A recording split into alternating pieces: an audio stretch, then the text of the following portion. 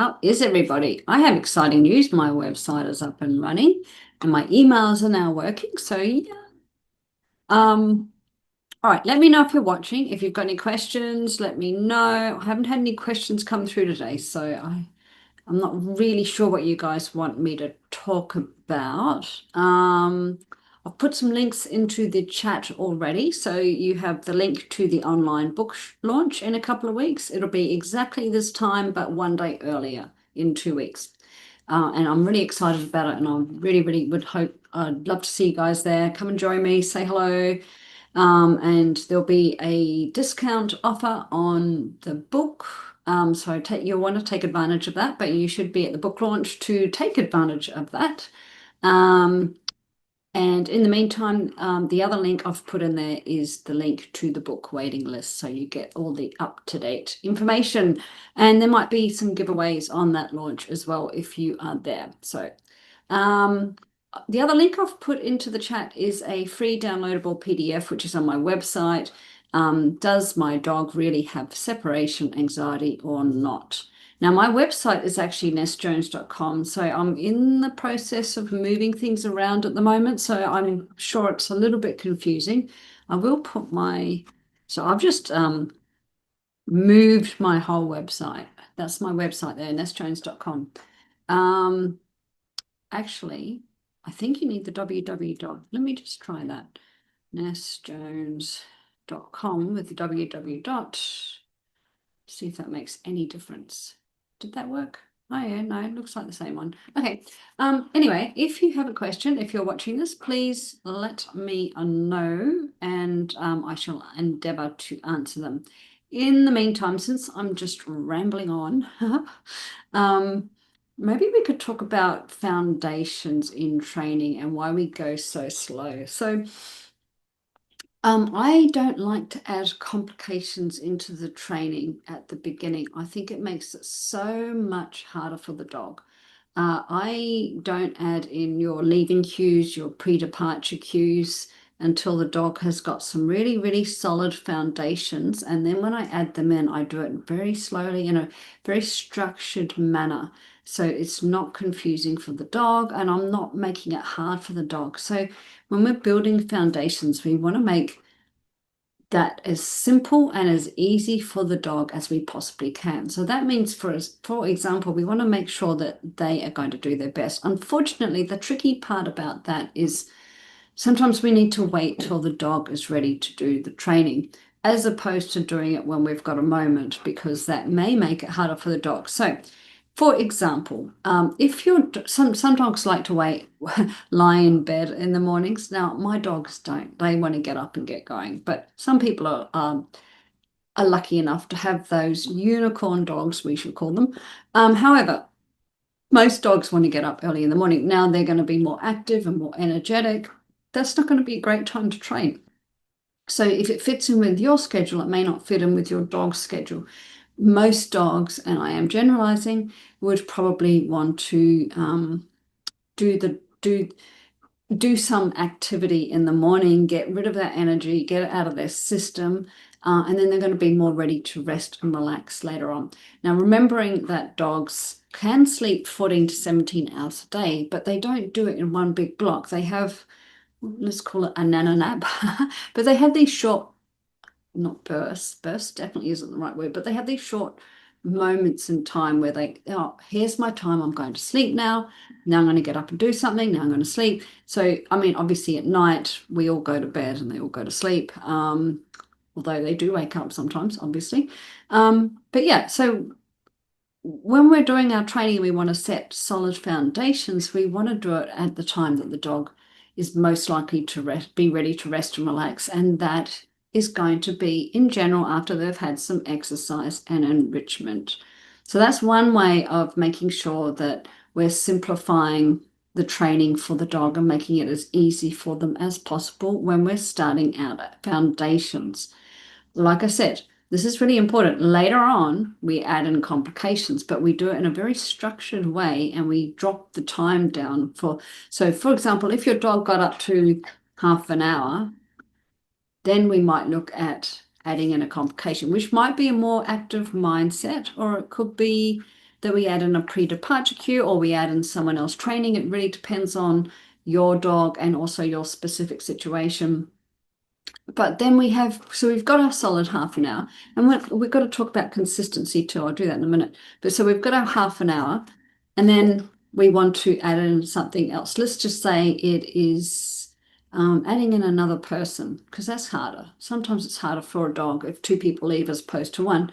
So then we might say, okay, let's keep our half-hour plan. We still want to keep working on that, but let's add in another plan, which is going to be probably back to where we started with the first foundational plan, and then we're going to build that up as well. And hopefully we marry the two so that it's, so that we don't have to worry about two separate plans, but sometimes we can't. So another separate plan would be a more active mindset. So when we start our foundation plan, we're working on a plan that is easiest for the dog. They're ready to rest and relax.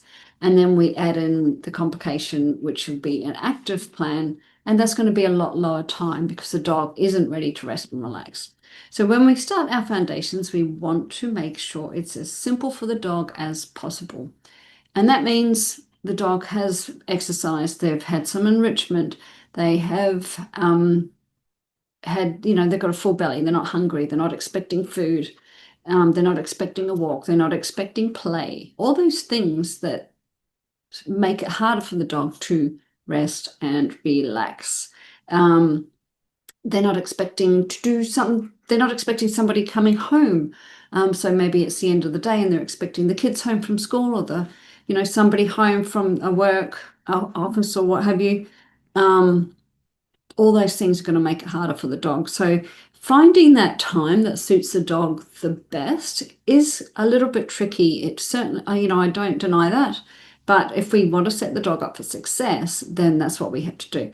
Now, when I talk about consistency, I mean it in two different ways. So one way as in when we want to build up the dog, build up the time, increase the time, we want to do it consistently in the sense that if we only do it once a week, the dog isn't experiencing that absence, and that makes it harder for the dog to succeed. So that's that. So we need to train maybe 4 to 5 times a week if possible. We still need some time off though, so we're not training 7 days a week. We want to give the dog some time to consolidate the training, and we want to give the dog just a couple of days off. Plus, you get to go and have some fun with your dog and you don't have to think about training. So there's that. But also consistency as in how consistent is the dog at that time, at whatever time. So let's say you hit your personal best, you get to 30 minutes absence from the dog, and then how consistent is that 30 minutes? So can they do it all the time, or is it a bit shaky at the top end of that time? So then if we build from 30 minutes to, let's say, 45 minutes, how consistent is the 45 minutes? That's probably a little bit shaky at the top end, but now your 30 minutes is solid and consistent. So hopefully that makes sense. If anybody is watching, please say hello. It doesn't look like anybody's watching. So I'm not going to drag this out. I'm hoping just those little nuggets of information are helpful.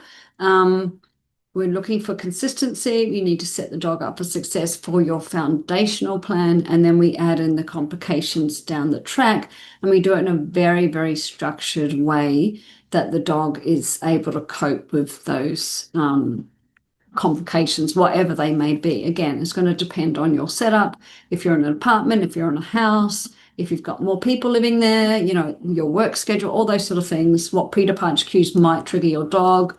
There's a lot of different things. It's going to vary from dog to dog. Hello, Holly, have you got any questions? Nice to see you. And yeah, so we want to make it as easy for the dog as possible when we first set a plan, and then we make it harder. And the idea is when we start adding in the complications that the dog has had some solid home alone time, they are consistent at, let's say, 30 minutes. And so when we add in the complication and we start a new plan and we drop the time back, that's when the dog has said, hopefully saying to itself, well, I can do this already. I've been by myself for half an hour over and over again, and now there's this new plan, but it's not as long. And yeah, okay, there's this kind of scary thing, as in whatever the complication is. I call it complications because it's going to vary. Like I have to be kind of general because it's going to vary depending on your setup. And then we're going to add that in, and we're going to just see. Hopefully, the dog has experienced those home alone times up to 30 minutes already. So when we add the complication in, it's not too hard. They can fall back on those foundational plans. And that's why the foundation is so important. That's why we go so slowly and we inch up in little increments in time so much that the dog doesn't notice. So, Holly, if you've got any questions, please ask them now because I've been rambling on for, 15 minutes or something, all by myself. And no one's asked me anything. No questions came through, which is unusual. But while I'm here, what I shall do then, in case you are writing something, Holly, is get my link to my membership. So it's super, super cheap. I shouldn't call it cheap. It's not really a good word, is it? It's got plenty of support. It's a do it yourself kind of thing. There we go. There's that. But there's plenty of support, so you're not alone. It's just that you can do it yourself. And that is why it is the price the way it is, to enable more people to access it so that they're not leaving their dogs home alone and freaking out. Holly says, I went on a 10-day vacation. My neighbor stayed the night each night. However, on day 4, my dog howled while laying down for 15 minutes multiple times a day. That was July 7th to 17th. Yeah, I mean, look, he was probably missing you. He or she. That doesn't say if it's a he or she. We'll call it a they. Yeah. Look, years ago, we used to live next door to a couple who were pretty much home all the time. And they had a dog.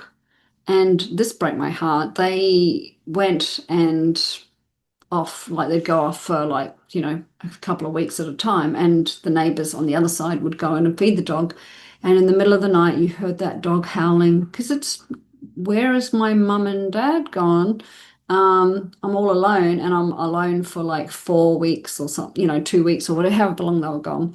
It was really sad hearing that dog howl, but he would have been missing them. Okay, she has been a shadow since yes, well, yeah, she doesn't want you to go again, and I'm leaving again for 4 nights. I have a different person staying 24 hours a day, and I'm hoping this will be smoother.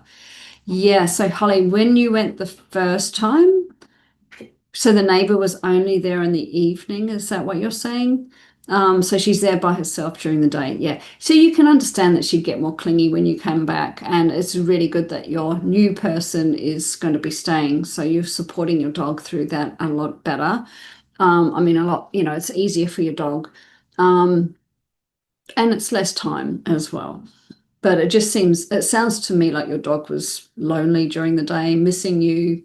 10 years old, female 10 years old. She's been with us since 2.5 weeks. Oh, wow, that's young. That makes sense, yeah. So it does make sense that she was upset. I mean, wouldn't it be great if we could explain to them, hey, I'm only going for 4 days. I'll be back. I know you didn't have a great time last time, but I've got this person and they're going to stay with you for the whole time and it'll be okay. But we can't say that to them. We just have to hope they're okay and get through it. Furs, I don't work, so just errands. Furs? Plus. Oh, fostered her mum and siblings.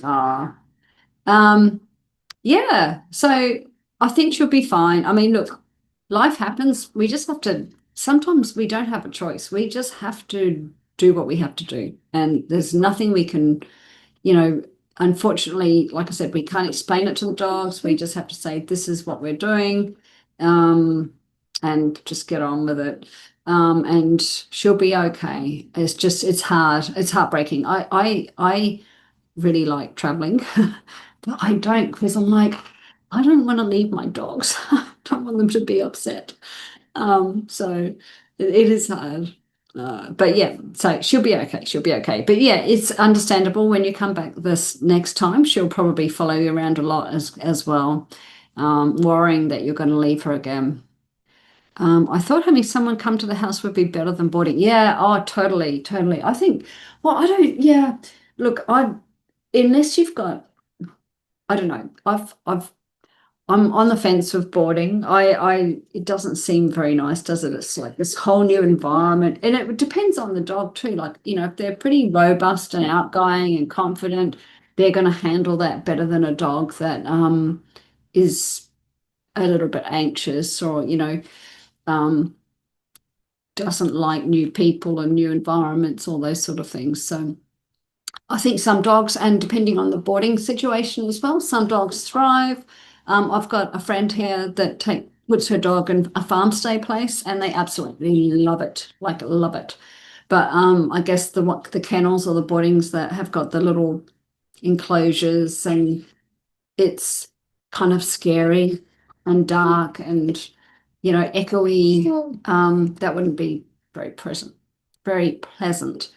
Holly says, no, it's a prism and all those kind of ones. All the unnecessary vaccines, yes.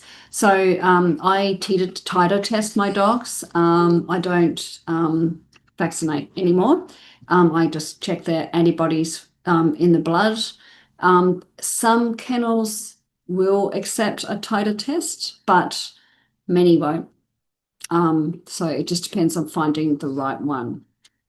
Sorry, I'm just going to close that down. Yeah, so it can be tricky, but she always comes home with laryngitis. Yeah, yeah. That's the other thing. Kennel cough. I don't vaccinate for kennel cough either. It's just like getting a cold, isn't it? So I just give them vitamin C. Yeah, so no, you don't like that. That's not very nice, is it? So interesting though. I mean, you would probably never know. You say she always comes home with laryngitis, which means she's obviously been before. I wonder, I'm sure she would have been, maybe had a couple of howls in there as well, like, well, Mum, you've dumped me here. Save me. But yeah, look, you're doing the right thing. You can only do what you can do. You've got to go away.